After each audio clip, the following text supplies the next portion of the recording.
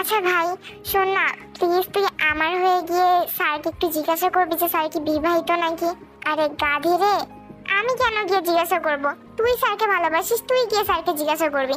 আর দেখ স্যার, আমার যতটুকু মনে হয় স্যার বিবাহিত না, কারণ স্যারের মাত্র 24 বছর বয়স। স্যার এত তাড়াতাড়ি কেন বিয়ে করবে? না মানে করতেই পারে, বাট স্যারকে দেখে মনে হয় না। সো তুই যদি আমাকে জিজ্ঞাসা করিস যে আমার কি মনে হচ্ছে, তাহলে আমি বলবো স্যার বিবাহিত না। কিন্তু আমার তারপরে মনে হয় এটা জিজ্ঞাসা করা উচিত, কারণ যেহেতু তুই স্যারকে ভালোবেসে ফেলেছিস, দেখা গেল স্যার বিবাহিত, বাট তারপর তুই স্যারের প্রেমে হাবুডুবু খাচ্ছিস। আর শুনতে, এটা জিজ্ঞাসা করে আসার পরে স্যার যখন বলবে যে স্যার বিবাহিত না, তারপরে কিন্তু তুই স্যারকে এটাও বলবি, মানে 2 দিন পর হোক অথবা 3 দিন পর হোক, অথবা পারলে আজকেই বলবি যে তুই স্যারকে লাইক করিস। আর আমি শিওর তে স্যার তোকে রিজেক্ট করবে না, কারণ তুই অনেক বেশি সুন্দর আর অনেক ভালো একটা মেয়ে। যদি আমি জানি তুই কি, মানে না, হ্যাঁ তুই অনেক বেশি ভালো। সো হ্যাঁ, স্যার তোকে রিজেক্ট করবে না, আমি শিওর। হ্যাঁ আমি জানি তুই সব কিছু আমাকে বলছিস শুধু আমার ভয় কাটানোর জন্য, কিন্তু স্যার সত্যি সত্যি আমাকে রিজেক্ট করে দিবে রে। আরে তুই। আর তখনই ক্লাসে জাঙ্গুক চলে আসে।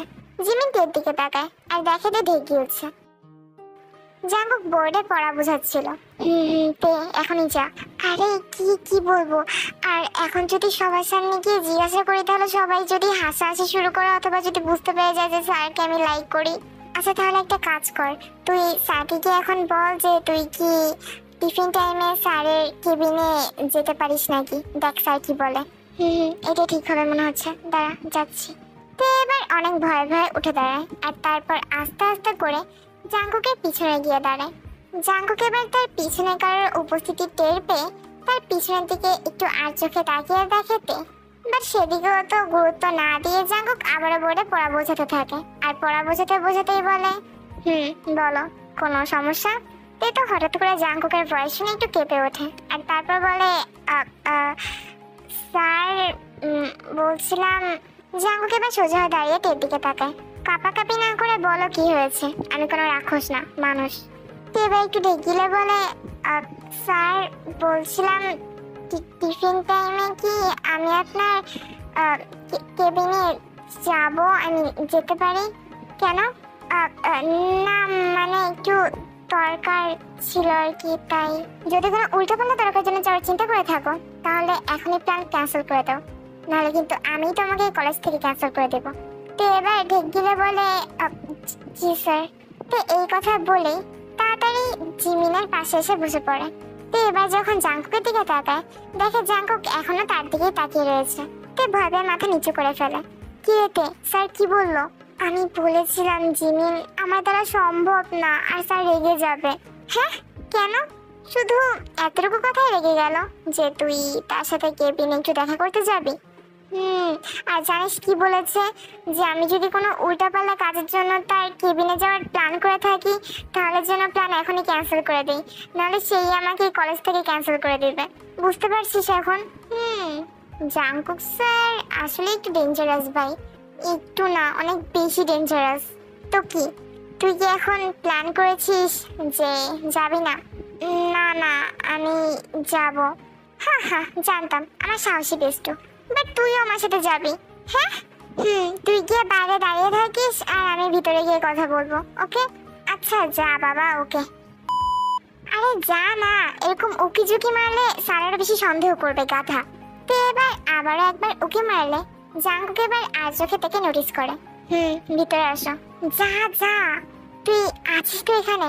আরে হ্যাঁ রে বাবা, আছি এখানে আমি। তো এবার আস্তে আস্তে জাঙ্কুকের কেবিনে ঢোকে আর গিয়ে জাঙ্কুকের সামনে দাঁড়ায়। জাঙ্কুক ইশারা দিয়ে তাকে সামনের চেয়ারটায় বসতে বলে, আর তো সেটাই করে। জাঙ্কুক নিজের কাজ করা অবস্থাতেই বলে, বলো কি বলবা? স্যার আমি জানি আপনি মেবি আমার এই প্রশ্নটা শুনলে রেগে যাবেন, আর এই প্রশ্নটা করার কোনো দরকারও নেই আমার, কিন্তু আমি জাস্ট করতে চাচ্ছিলাম আর কি। মানে আমি জাস্ট জানতে চাচ্ছিলাম যে আপনি কি বিবাহিত? জাঙ্কুক এবার সাথে সাথে তোর দিকে তাকায়, আর জাঙ্কুকে এরকম তাকানো দেখে তো তুই ভয় পেয়ে যায় আর ঢেক গেলে।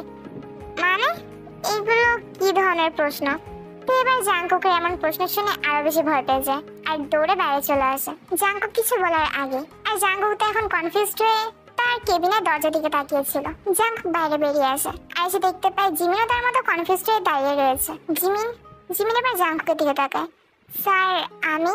হ্যাঁ, তো এখানে তোমার নামই তো জিমিন নাকি? বলছিলাম তে মানে তে তো তোমার বান্ধবী, রাইট? জি স্যার।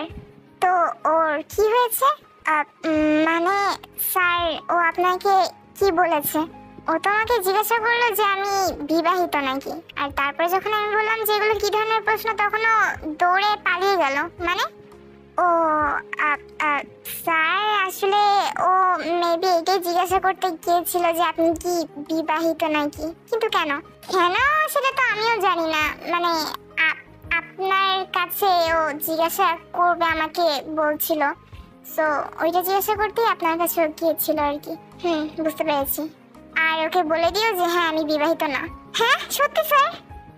বেটা তো খুশি আর কি আছে। আর তোমার বান্ধবীকে বলে আমার সাথে আবার দেখা করতে। আমি ওর মুখ থেকেই শুনতে চাই এটা জিজ্ঞাসা করার কারণ। জি স্যার, আমি এখন গেলাম।